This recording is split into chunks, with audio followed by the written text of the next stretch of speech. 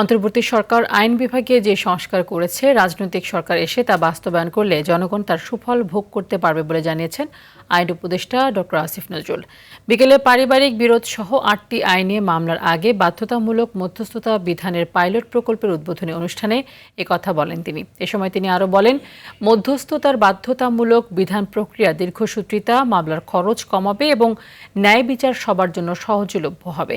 এ ধরনের কার্যক্রম দেশে শান্তিপূর্ণ সহাবস্থানের পরিবেশ নিশ্চিত করতে সহায়ক ভূমিকা রাখবে বলেও আশা করেন আইন উপদেষ্টা।